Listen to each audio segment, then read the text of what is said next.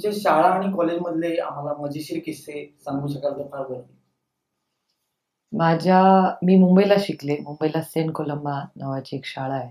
तिथे मी शिकले आणि त्यानंतर मी जय हिंद कॉलेजमध्ये मायक्रोबायोलॉजी केलं. आणि एक नॉर्मल जसं सगळ्यांचं आयुष्य असतं तसंच माझं होतं. त्याच्यामध्ये नथिंग स्पेशल. नॉर्मली आजकालच्या जमान्यात अटेंडन्स वगैरे खूप गोष्ट झाली आहे हो. कॉलेजमध्ये. आमच्या वेळेस तशी काही नव्हती.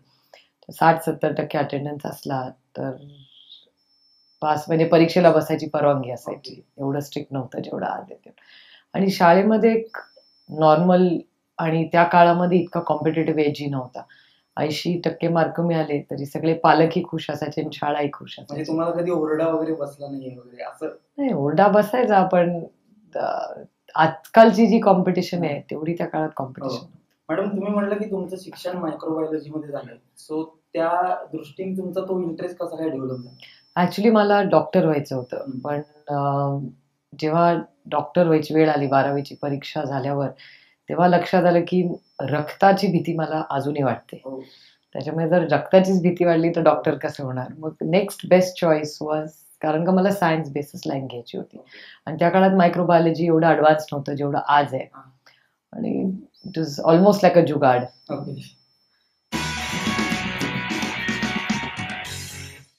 तुम्ही वॉटर पोल्युशन संदर्भात शिकायला कॅलिफोर्नियाला गेला होता. सो त्याचं इम्प्लिमेंटेशन आता तुम्ही इकडे होतंय का, म्हणजे त्या दृष्टीने काही? कुठल्याही शिक्षणाचा उपयोग आपल्याला आयुष्यात कधी ना कधी होतो. Knowledge is wealth.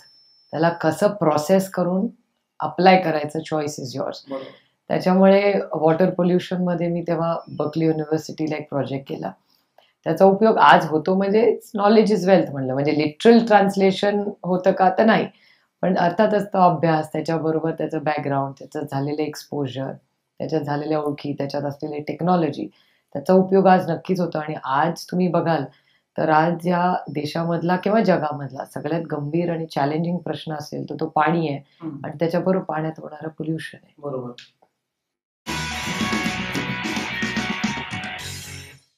Sharad Pawar साहेब सगळ्यांना पॉलिटिशियन म्हणून माहितीच आहे, पण ऍज अ वडील म्हणून तुम्ही त्यांच्याबद्दल काय सांगता? म्हणजे ते त्या दृष्टीने कोणाला माहिती नाहीये. नाही, असं काही नाही. ते वडील म्हणजे नॉर्मल वडील असतात तसेच आहेत. आणि सगळ्यांना असं वाटतं की एक पॉलिटिकल फॅमिली किंवा एखादी प्रोफाईल मधली जी फॅमिली असते तिचं आयुष्य नॉर्मल फॅमिलीपेक्षा वेगळं असतं. माझं मत आहे असं काही नसतं. सगळे नॉर्मल, म्हणजे जे तुमचे वडील तुम्हाला सांगतात तेच माझ्या वडिलांनी मला कॉलेजमध्ये असताना सांगितलं, अजूनही वेळ आली तर सांगतात. आणि एक डायनिंग टेबल कॉन्व्हर्सेशन जे कुठल्या फॅमिली, म्हणजे या भारतामध्ये कुठलीही फॅमिली असली तरी ती एक राजकारण, समाजकारण, क्रिकेट, फुटबॉल, हे 3-4 ठराविक विषय असतात. तेच आमच्या डायनिंग टेबलवर असतात. एंट्री इन पॉलिटिक्स तुमची, त्याबद्दल काही सांगा. म्हणजे पहिला अनुभव किंवा तुम्हाला पहिल्यांदा निवडणुकीत झालेलं मतदान हे तुम्हाला आठवते का वगैरे? हो, अर्थातच. त्या गोष्टीला फार काही वर्ष नाही झालेली. अर्थातच पॉलिटिक्स म्हणजे मी डेस्टिनी शिवाय दुसरा शब्दच वापरू शकत नाही, कारण का मला स्वतःला कधी वाटलं नव्हतं की मी राजकारणात येईन.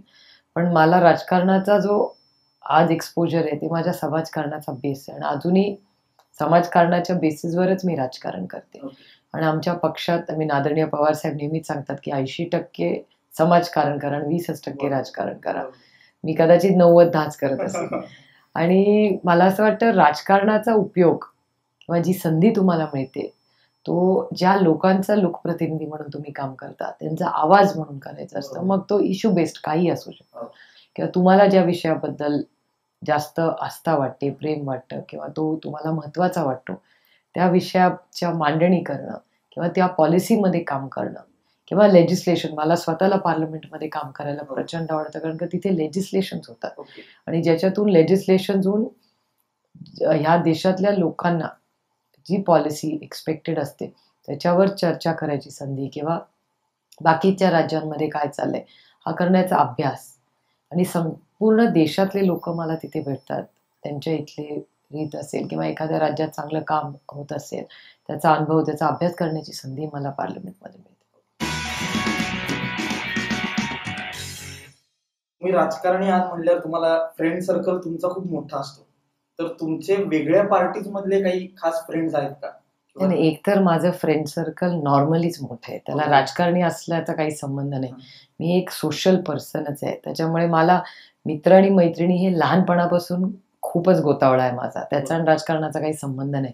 आणि माझी कुठली मैत्री आजही ही राजकारणाशी संबंधित नाही. पण तुम्ही जर असे कोणी मित्र आहात का की त्यांच्याकडे कुठल्याही गोष्टी तुम्ही शेअर करता किंवा त्यांची ऍडवाइस घेता असे? हो, मी ॲडवाईस सगळ्यांचाच ऐकते. I am a very good listener अशा बाबतीत.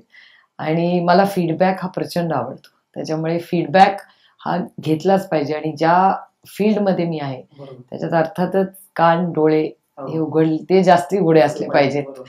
त्याच्यामुळे अर्थातच माझं फ्रेंड सर्कल मार्गदर्शन असेल, सहकार्य असेल किंवा काही चुकलं माझं, तर सांगणारे असे माझं खूप मोठं फ्रेंड सर्कल आहे. सध्याचं युथ खूप व्यसनाधीन झालंय, तर त्याबद्दल तुम्ही युथ साठी काही आम्हाला सांगू शकाल का? म्हणजे तुमचं मत नाही, या गोष्टीवर? मला तसं वाटत नाही, कारण इट्स अ मिक्स्ड बॅग. मला विचाराल नाही, तर म्हणजे एका पार्टीज आणि क्लबिंग या सगळ्या गोष्टी पण खूप जास्त चालल्यात पुण्यामध्ये पण, सो त्या रिलेटेड पण तुम्ही? मी क्लबिंग आणि पार्टीच्या विरोधात नाहीये. Okay. It's a normal process. इको वय असतं प्रत्येक गोष्ट करायचं. ते त्याच्यामुळे आमच्यासाठी चांगलं आहे पण मग. No, absolutely. म्हणजे मी त्या वयात होते तेव्हा मीही केलेलं आहे ते. आणि त्याच्यामुळे ज्या ज्या गोष्टी ज्या ज्या वयात करायच्या असतात त्या केल्याच पाहिजेत ह्या मताची मी. आणि समाजात चांगल्या आणि वाईट गोष्टी असतातच. बरोबर. आपण कशाला नाही म्हणायचं हे आपल्याला कळलं पाहिजे. बरोबर. आणि आपल्यासारख्या मराठी सुसंस्कृत घरांमध्ये हे संस्कार होतातच. त्याच्यामुळे माझा आपल्या संस्कृतीवर जास्ती विश्वास आहे. आणि समाजात आता तुम्ही समाजात निर्बंध पुण्यात घातला, महाराष्ट्रात घातला, बरोबर. तुम्ही शिकायला अमेरिकेला गेला, तर काय करणार तुम्ही? तिथं चालूच असतं. त्याच्यामुळे तो फाईन बॅलन्स कुठल्याही परिस्थितीत, कुठल्याही राज्यात, देशात तुम्ही असला तरी आपण कुठे थांबलं पाहिजे हे आपल्याला आपले घर आणि संस्कृती आणि शाळा, शिक्षक, आई वडील हे सातत्याने आपल्याला सांगत असतात. त्याच्यामुळे त्या बॅलन्समध्ये जर तुम्ही राहिला तर या सगळ्या गोष्टी करायला लाईफचा मंत्र हा मॉडरेशन असला पाहिजे. सगळं करा पण मॉडरेशनमध्ये करा. आणि अर्थातच व्यसनाबद्दल म्हणजे मलाही आज कौतुकी वाटतं. मी अनेक वर्ष गुटखा आणि तंबाखूच्या विरोधात काम करते. आजकाल मला नवीन पिढीकडून उलट कूल राहिले नाही, म्हणजे smoking is no more cool. म्हणजे मी ज्या कॉलेजेसमध्ये बोलायला जाते किंवा नवीन पिढी बघते, आजकाल आधी वाटायचं की आता तुम्ही बघा सिनेमा बघताना जो विलन असतो तो सिगरेट ओढतो, हिरो कधी आता ओढत नाही. आधीच्या जमान्यामध्ये हिरो पण सिगरेट ओढायचा, तो कूल होता. आताचा हिरो हेल्थ कॉन्शियस असतो, तो फिट असतो, तो जिम मध्ये जातो, त्याला कुठलं व्यसन नसतं. त्याच्यामुळे या नवीन जमान्यामध्ये आजकाल उलट मला वाटतं की आजकाल मुलं कमी या गोष्टी करायला लागलेत. एकच मला चॅलेंज वाटतो आपल्या सगळ्यांच्या पुढे, समाजाने म्हणजे फक्त आपल्या देशात नाही परदेशात पण, तो म्हणजे ड्रग मेनेस. ड्रग मेनेस हा खूप मोठा चॅलेंज आहे. त्याच्यात सातत्याने मोकळेपणे चर्चा झाली पाहिजे. आणि त्याच्यातून काय काय जे होतं किंवा त्याचे जे लॉंग टर्म, म्हणजे एखाद्याला वाटतं अरे एकदा केलं तर काय होतं, त्याचे लॉंग टर्म जे केमिकल इम्बॅलन्सेस होतात त्याची माहिती मुलांपर्यंत पोहोचली पाहिजे. पण स्मोकिंग किल्स हे आता पिक्चरमध्ये पण दाखवतात. त्याच्यामुळे किंवा दारू असेल, सिगरेट असेल, ड्रग्ज असतील, ह्याचा अवेअरनेस आधीपेक्षा खूप मुलांमध्ये यायला लागलाय. पण ड्रग्जमध्ये आणखीन आपण सगळ्यांनी काम आणि अवेअरनेस बेसिकली त्याच्यात अजून काम करण्याची गरज मला स्वतःला वाटते. तुम्ही आतापर्यंत खूप कामं केलेली, सो तुमच्या मते तुमची 3 बेस्ट कामं कुठली की जी तुम्हाला बेस्ट वाटतात किंवा तिथून पुढे मला खूप चांगलं अजून जास्त काही काही करायची संधी मिळाली, अशी 3 कामं?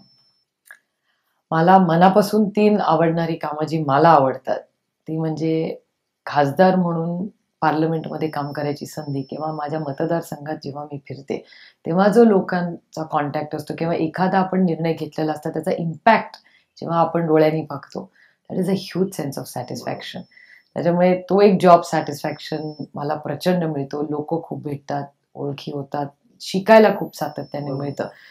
त्याच्यामुळे तो एक माझा अतिशय मला आवडणारा आणि सॅटिस्फाईंग जॉब आहे. ते करण्यासारखं अजून खूप आहे. म्हणजे I am not totally satisfied with my performance, पण अर्थातच इट्स अ सॅटिस्फाईंग जॉब. एक दुसरा, जेव्हा मुलींची लोकसंख्या महाराष्ट्रात कमी होती आणि तेव्हा जो जागरसाठी मी राज्यात फिरले, त्याच्यामुळे लेख वाचवा हा जो उपक्रम आम्ही यशवंतराव चव्हाण प्रतिष्ठानच्या माध्यमातून केला, तो मला अजून जॉब सॅटिस्फाईंग वाटतं, कारण का एक ओळख माझी त्याच्यामुळे झाली की लोक आज म्हणतात की आज मुलींची लोकसंख्या म्हणजे एक सेन्स ऑफ सॅटिस्फॅक्शन येते की आपल्यामुळे एखाद्या आयुष्यात जरी फरक पडला असेल किंवा एखाद्या समाजात अशी चर्चा होत असेल की मुलगी असू दे किंवा मुलगा त्यांना समान अधिकार मिळाले पाहिजेत.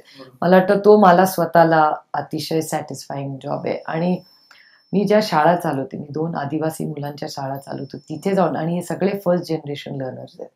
त्या शाळेमध्ये जेव्हा मी जाते आणि हे सगळे फर्स्ट जनरेशन लर्नर्स जेव्हा इंग्रजी बोलतात, मराठी बोलतात, व्यवस्थित हिंदी बोलतात, शिक्षणामध्ये कोणाला डॉक्टर व्हायचंय, कोणाला इंजिनियर व्हायचंय, कोणाला ड्रेस डिझायनर व्हायचंय, कोणाला रेडिओ जॉकी व्हायचंय, हे जेव्हा मी बघते, I think that really is a big turning point. म्हणजे that is real sense of satisfaction, कारण का it's complete impact assessment. So आपलं हे इंटरव्ह्यू कम सेशन कम्प्लीट झालंय आणि मी एक तुम्हाला फायनल रिक्वेस्ट अशी करतो की माझ्याबरोबर सेल्फी काढला तर मला फार बरं. Pleasure is mine. Yes yes, thank you.